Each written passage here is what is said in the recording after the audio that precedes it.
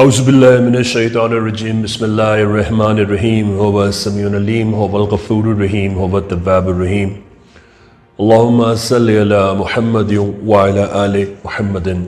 دربار امام زادہ عبداللہ شاہ لشتر غازی بابا پاکستان سے خوش آمدید۔ عمر شریف پاکستان بر صغیر پاک و ہند کے بہت مشہور سٹیج کے اداکار، نویس، ایڈیٹر، پروڈیوسر، ڈائریکٹر۔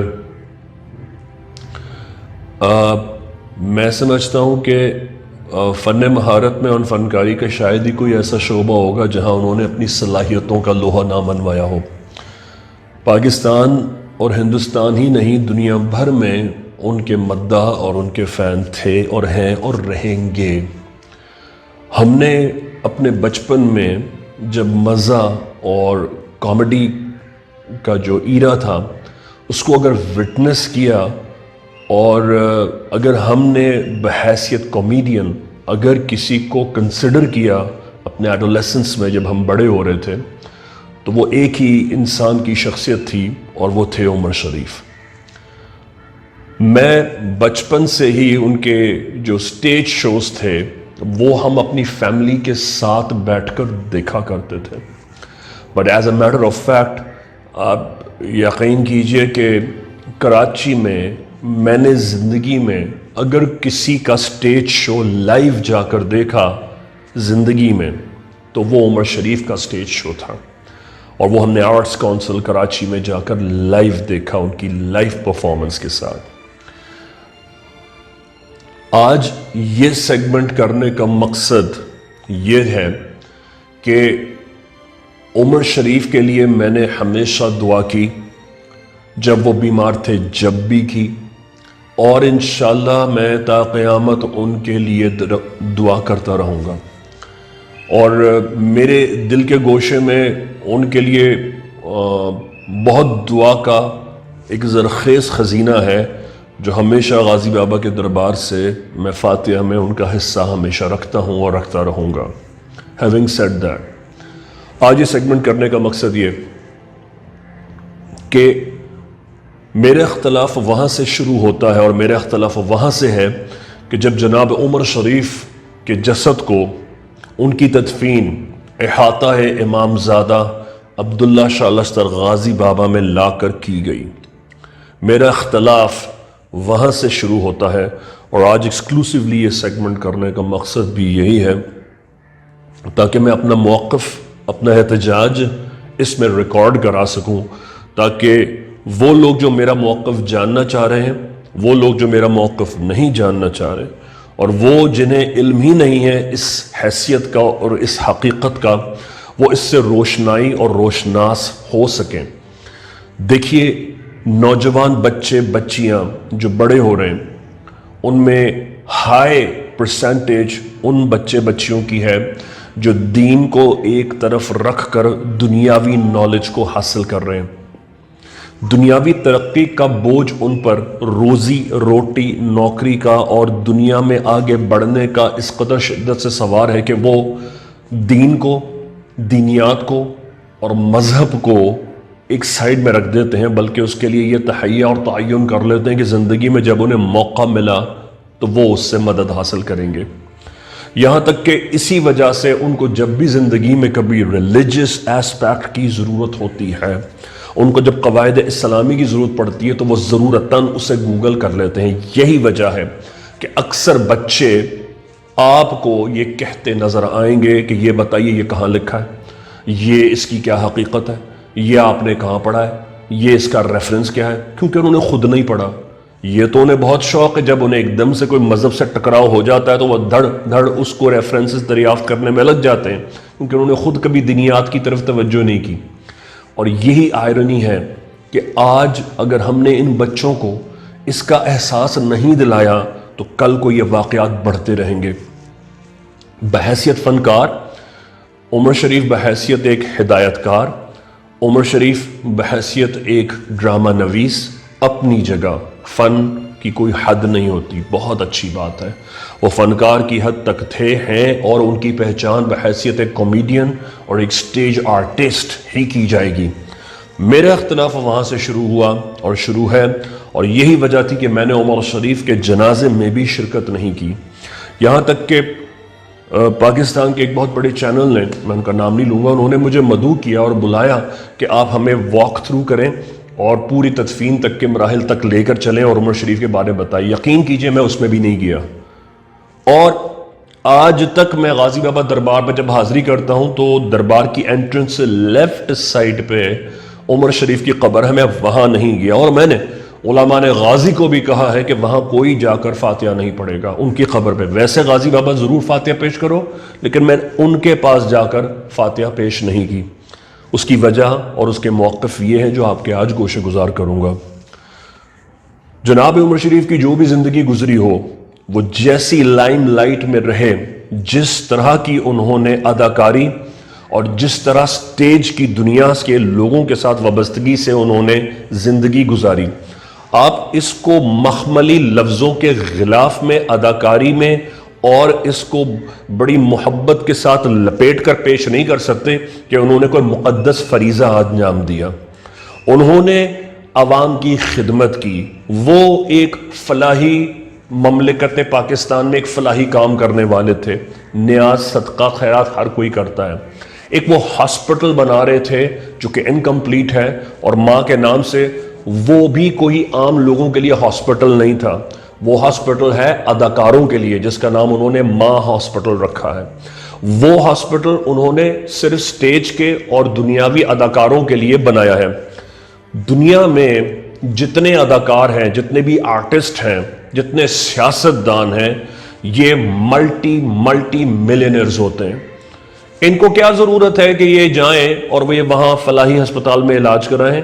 یہی وجہ آج تک کسی آرٹسٹ کا کبھی علاج نہیں ہو سکا، یہاں تک کہ خود عمر شریف صاحب جب ان کے موت کا وقت نزدیک آیا تو ان کو پاکستان میں علاج نہیں بلکہ ان کو خود امریکہ جانا تھا علاج کرانے کے لیے، باوجود یہ کہ وہ اپنے اس ہاسپٹل میں بھی انہیں علاج نصیب نہیں ہوا جو ماں کے نام پر وہ بنا رہے تھے۔ میں اس کا کوئی اس سے اختلاف نہیں ہے، میں یہ عرض کرنا چاہ رہا ہوں کہ ہسپتال تو وہ جگہ ہونی چاہیے جہاں کسی کو نسل، ذات، پات سے بلند بالا تر ہو کر اس کو ER سے لے کر اس کو عام کھانسی، نزلہ، زکام تک اس کو میڈیسن یا میڈیکیشن دستیاب ہو سکے۔ اس کو اس لیے ریفیوز نہ کر دیا جائے کہ وہ کسی سٹیج کا اداکار نہیں ہے، وہ کوئی تھرکنے والی طوائف نہیں ہے، وہ کوئی ڈانسر نہیں ہے۔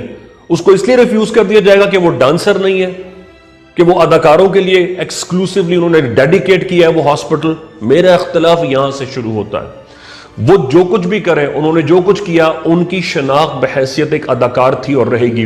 گڈ فار ہم، اچھا ہے ان کے لیے، لیکن یہ تمام چیزیں، انہوں نے فلمیں بنائی، انہوں نے جو سٹیج پہ اداکاری کی، جو معذرت کے ساتھ جو سٹیج مجرے کے اداکار اور اداکارائیں اور ناچنے والیاں ہوتی ہیں، پرٹیکولرلی وہ انہیں ہائر کر کے اپنے سٹیج کے لیے لایا کرتے تھے۔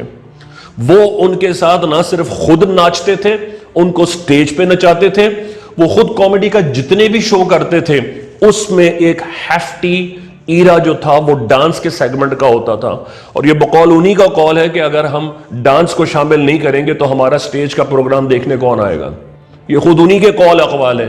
یہی وجہ ہے کہ انہوں نے مسٹر چارلی تک جو بھی مووی پاکستان میں انہوں نے کی، اور خود انہوں نے جو 3 شادیاں کی، وہ بھی ان کی فلمی اداکاروں سے اور فلمی انڈسٹری سے ہی وابستہ رہی۔ ان کو جو ایرا، جو ان کا عہد، جو ان کا وقت کٹا، وہ سب کچھ سب اداکاری اور اداکاراؤں کے ساتھ گزرا۔ انہوں نے سٹیج پہ نمازیں ادا نہیں کی، انہوں نے کوئی 5 وقتہ نماز کی تعلیم نہیں دی، وہ اپنے جملوں میں ضرور دین کا ذکر کر دیا کرتے تھے، کیونکہ ان کو پتا تھا ان کی موت کا وقت اب نزدیک آ رہا ہے۔ وہ یہ بھی ریسنٹلی چند سالوں کی بات ہے۔ پھر ہمارے کچھ دوست احباب ایسے ہیں جو نعوذ باللہ ان کو یہ بتانے کی کوشش کر رہے ہیں کہ دربار پر جو عبداللہ شاہ غازی بابا کا عرس ہوا کرتا تھا اس کا افتتاح بھی وہی کرایا کرتے تھے، اور اس کی دعا بھی وہی کراتے تھے اور لنگر بھی انہی کے نام سے شروع ہوتا تھا. میں آپ کو بتا رہا ہوں 1 روپیہ 1 ڈھیلا بھی ان کا کبھی ان کی طرف سے لنگر عرس میں کبھی ان کی طرف سے شرکت نہیں ہوا. یہاں تک کہ میری آخری ملاقات ان سے 2013 میں غازی بابا کے عرس پہ ہوئی تھی. اور جب میں نے غازی بابا کے عرس کی دعا کرائی، غازی بابا کی جوتیوں کا صدقہ ہے، 2001 سے لے کر اب تک غازی بابا کے عرس کی دعا مجھے کرانے کی سعادت حاصل ہوتی ہے. اور اس کے بعد غازی بابا کے سہ روزہ 3 days عرس کا آغاز ہوتا ہے.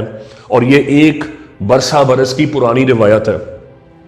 الحمدللہ کبھی کسی بات پہ فخر نہیں کرنا چاہیے، لیکن یہ بات اس لیے صرف گوشے گزار کرا رہا ہوں کیونکہ کچھ لوگ منسوب کرنا چاہ رہے ہیں کہ عرس کا افتتاح تک وہ کراتے تھے. آج یہ سیگمنٹ میں آپ کو یہ حقیقت بھی بتاتا چلوں کہ 2013 کے بعد میں نے انہیں عرس پر کبھی دیکھا بھی نہیں. یہ 2021 ہے جب بھی آپ سیگمنٹ آپ کے سامنے آن ایئر ہو رہا ہے، اور پتہ نہیں کب تک یہ رہے گا، جب تک غازی بابا کی منشا ہوگی. جب لوگ دیکھیں گے تو اس ایرا کو کیلکولیٹ کر سکیں گے. میں ڈیٹس اس لیے بتا رہا ہوں. 2013 میں نے دعا کرائی، میرے ساتھ کھڑے تھے اور سیاستدان لوگ بھی تھے.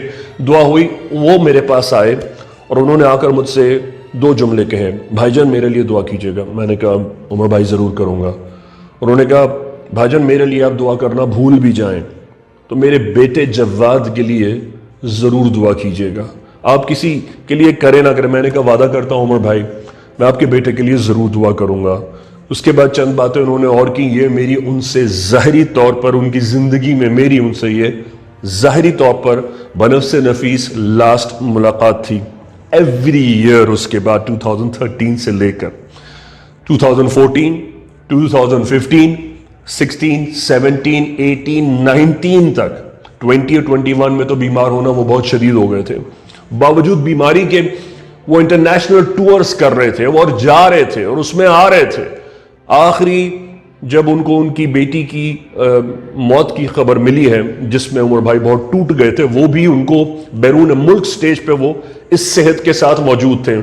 یہ میں جملہ اس لیے یہاں ہدیہ کر رہا ہوں کہ اس صحت کی الارمنگ سچویشن کے بعد جو ان کو ڈائبٹیز کی وجہ سے ڈیٹوریٹ ہو رہی تھی اور ان کے بائی پاس ہو چکے تھے، پلس ان کا جو تھرومبوپلاسٹین ٹائم ہے وہ اتنا زیادہ افیکٹ ہو چکا تھا کہ ان کی کوئی میجر سرجری پرفارم نہیں کی جا سکتی تھی. یہی وجہ تھی کہ ڈاکٹرز ہیزیٹنٹ تھے ان کی سرجری پرفارم کرنے کے لیے کیونکہ وہ رینل فیلئر کی طرف جا رہے تھے. باہر جب ان کی موت کی خبر آئی ہے، اس سے پہلے ان کی بیٹی کی موت کی خبر نے ان کو بستر سے لگا دیا تھا. اس وقت بھی وہ باہر پرفارم کر رہے تھے. میں یہ جملہ اس لیے کہہ رہا ہوں کہ وہ باہر پرفارم کرنے تو اپنے لیے جا سکتے تھے، لیکن وہ غازی بابا کے عرس پر نہیں آئے، غازی بابا کے عرس کی تقریب میں شرکت نہیں ہوئے.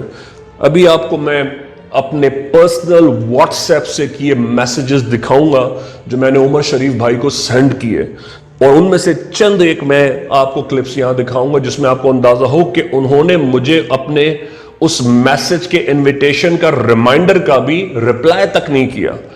تب میں نے ان کو فون کال کی. میری یہ عادت نہیں ہے کہ میں نمود و نمائش کے لیے کروں، اس لیے میں نے کال ان کی ریکارڈ نہیں کی کیونکہ میری دنیا میں اتنے غازی بابا کی جوتیوں کے صدقے لاکھوں ہزاروں لوگوں سے بات ہوتی ہے. ہر طرح کا انسان مجھ سے غازی بابا کے دربار پر ملتا ہے.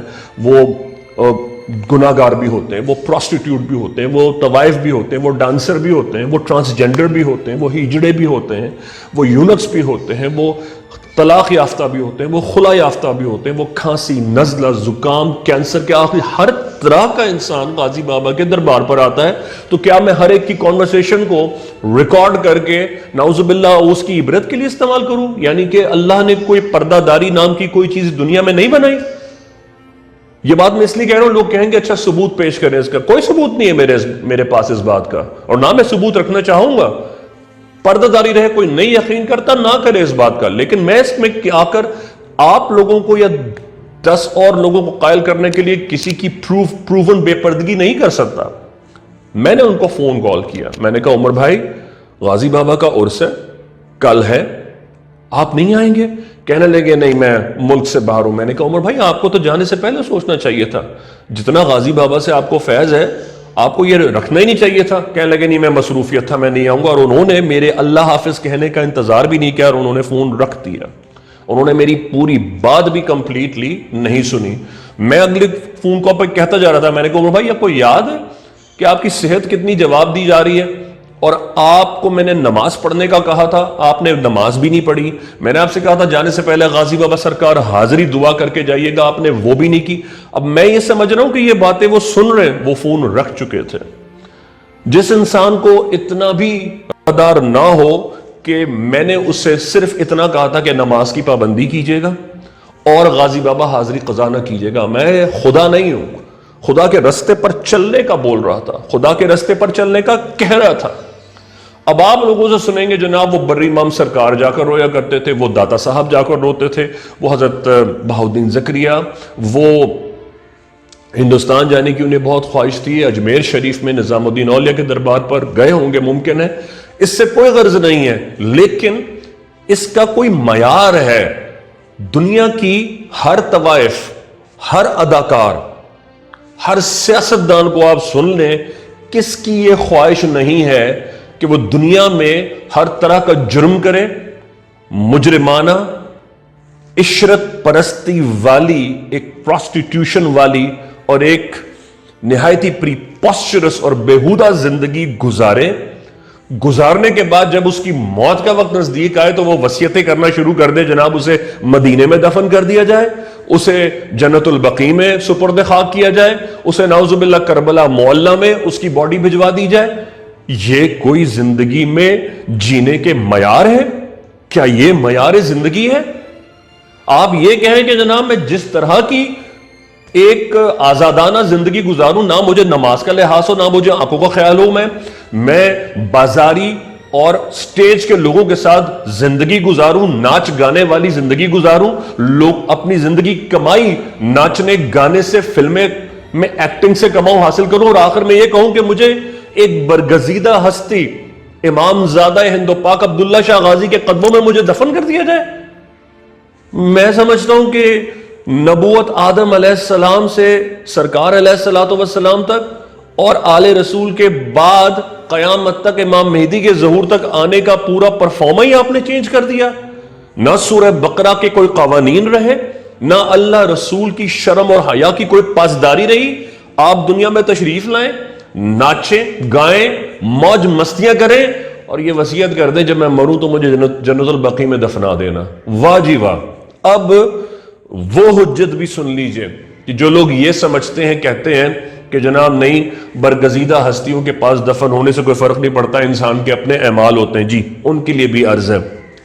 اس کا مطلب یہ ہے کہ اہل بیت الاطہار العالمین یعنی آل رسول، یعنی برگزیدہ اصحاب اکرام کی خواہش کی کوئی اہمیت نہیں ہے جو سرکار کے قرب میں دفن ہونا چاہتے تھے، یعنی جنت البقیع کی ایسے لوگوں نے حیثیت ہی ختم کر دی، یعنی وہ تمام وصیتوں کی اہمیت ہی ختم ہو گئی کہ جو ہستیاں سرکار کے پاس لحد نشیں ہونا چاہتی ہیں، جن کی خواہش تھی۔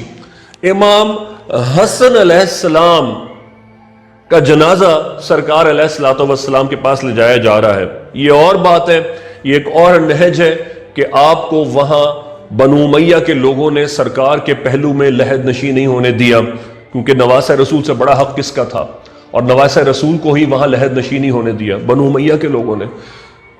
آل رسول سے بڑھ کر کس کا حق ہے نانا کے قدموں میں سپرد خاک ہونے کا؟ اصحاب اکرام، اہل بیت الاصحار رضوان اللہ علیہم اجمعین، جنت البقیع، پوری دنیا میں کربلا محلہ چلے جائیں آپ، زندگی میں کسی بھی محبان اہل بیت سے پوچھ لیں، وہ یہ چاہے گا اسے وادی بغداد میں، وادی کربلا میں اس کے جسم کو مٹی میں ملنے کی توفیق ہو جائے، مٹی کو بوسہ دینے کی توفیق حاصل ہو جائے۔ خدا کی پناہ، کچھ سوچیں چند سیکنڈ کے لیے، چند منٹوں کے لیے۔ یہ انسان کا سوز اور زندگی ہوتی ہے کہ وہ زندگی گزارے اور اس کی یہ خواہش ہو کہ وہ آل رسول کے، اللہ والوں کے قدموں میں جائے، لیکن آپ کو یہ طے کرنا ہوگا کہ زندگی میں آپ نے زندگی کو کس معیار پر حاصل کیا ہے، کس معیار پر گزارا ہے۔ آج آپ کو مولا علی کا یہ ہدیہ واقعہ نظر کرتا ہوں۔ جب مولا علی کو لے جایا جا رہا تھا تدفین کے لیے، تو خواب میں امام حسن اور امام حسین کو یہ بشارت ہوئی تھی۔ مولا علی تشریف لائے اور آ کر فرمایا، میری اولاد، مجھے نبی سے دور لے جا کر دفن کرنا، میرے نبی سے بہت دور لے جا کر دفن کرنا، اس لیے کیونکہ میں نے سرکار سے یہ سنا ہے کہ قیامت کے دن میرے اور علی کے بیچ میں سے جو گزرے گا اللہ پاک اسے بخش دے گا۔ اب یہ نسبت تو علی کی نبی سے ہے، ان سے بڑھ کر کس کا حق ہو سکتا ہے؟ سرکار کی بیٹی سے بڑھ کر کس کا حق ہو سکتا ہے؟ تو پہلو میں، قرب میں دفن ہونے کی اہمیت سے آپ انکار نہیں کر سکتے، اس سے کوئی انکار نہیں ہے۔ اسی طرح دنیا میں برے اعمال کرنے والے لوگ بھی ہوتے ہیں۔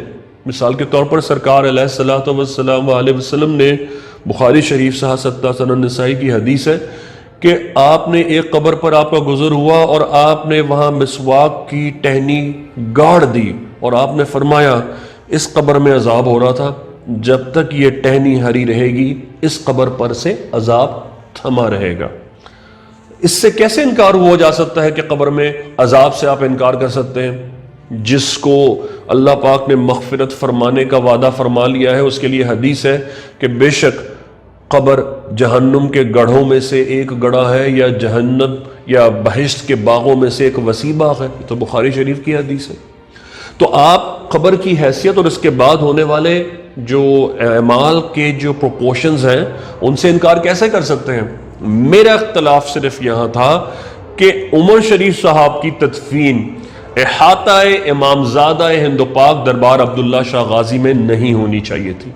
صرف اور صرف میرا یہ اختلاف ہے۔ نہ ان کے لیے میں نے کبھی ایصال ثواب کرنے میں دعا میں کبھی کمی کی، نہ یہ کبھی گزرا کہ میں نے ان کے لیے دعا نہ کی ہو، کیونکہ میں ان سے وعدہ کر چکا تھا میں ان کے لیے ضرور دعا کروں گا، کرتا ہوں، آج تک کرتا رہوں گا۔ لیکن مجھے آج بھی یہ اختلاف ہے اور یہ اختلاف مجھے رہے گا، اور میں بچوں کو، نوجوانوں کو یہ بات بتانا چاہتا ہوں کہ مجھے یہ اختلاف ہے کہ ان کی جو تدفین تھی وہ احاطہ امامزادہ عبداللہ شاہ غازی کے دربار کے اندر نہیں ہونی چاہیے تھی، یہ طے نہیں ہونا چاہیے تھا۔ ایک بات اور ہدیہ کر دوں، سیاستدان، دنیاوی اداکار اور بہت سارے کاؤنٹلیس آپ کو ایسے لوگ مل جائیں گے، ایون ریلیجس اسکالرز بھی مل جائیں گے، جو آپ کو یہ بات کہیں گے کہ ہمارے لیے خانہ کعبہ کے دروازے کھولے گئے۔ یہ سیاستدان پاکستان کی ہی بات کرتے ہیں، میں ان کا نام نہیں لوں گا۔ یہ دنیاوی کچھ اداکار بھی جو ان سیاستدانوں کے پیچھے لگ کر خانہ کعبہ کے دروازے کے اندر انٹر ہو گئے تھے، یہ ان کے لیے بھی بات کر رہا ہوں میں۔ کہتے ہیں کہ ہمارے لیے دروازے کھولے گئے، یعنی انڈائریکٹلی ہمارا ادب کرو۔ افسوس کے ساتھ یہ بات بھی آج آپ کو غازی بابا کے سیگمنٹ سے ہدیہ کر رہا ہوں کہ کتنی اداکارائیں اور کتنے اداکار ایسے ہیں جو کہ بازاری زندگی سے بورن ہوئی ہے، جن کی برتھ ہوئی ہے، جو کہ 90% بازاری ایک برتھ کے ساتھ ناچ ناچ کر پھر فلموں میں آتے ہیں یا سٹیج پر آتے ہیں۔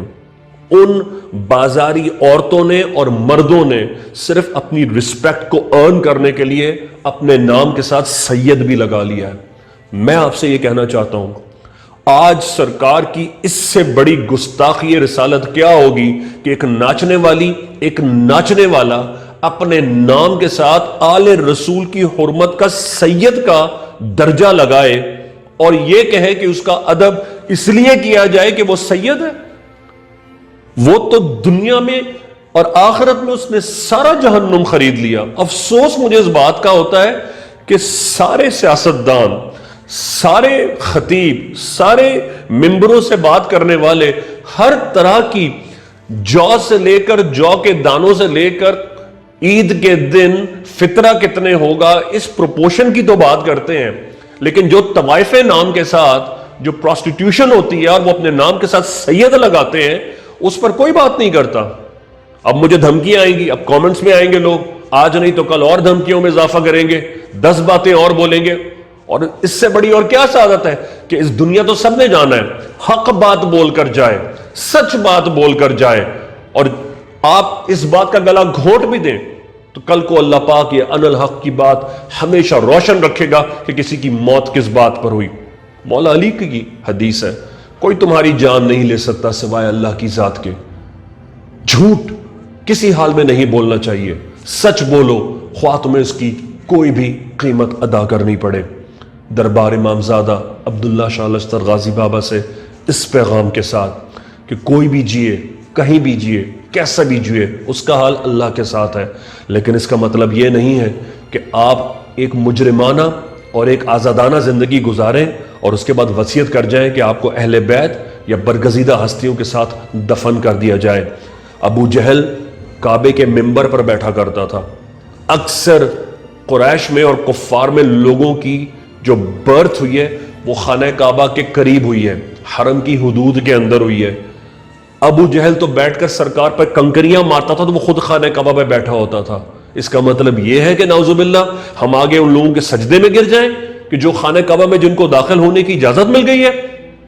یہ اس بات کی کوئی سند نہیں ہے کہ آپ نے شیخ سے کہہ کے, کنگ فیصل سے کہہ کر یا کنگ فہد سے کہہ کر اپنے لیے ایک انٹرنیشنل امبیسڈر کے طور پر آپ گئے ہیں اور پاکستان کو ریپرزینٹ کر رہے ہیں تو آپ کے لیے وہ خانہ کعبہ کے دروازے کھول دیے گئے. اللہ کے حضور برگزیدہ, اللہ کے حضور معتبر اور افضل وہی ہے جسے اللہ قبول فرما لے, اور اس کے ہاں شرف قبولیت نظر نہیں آتا.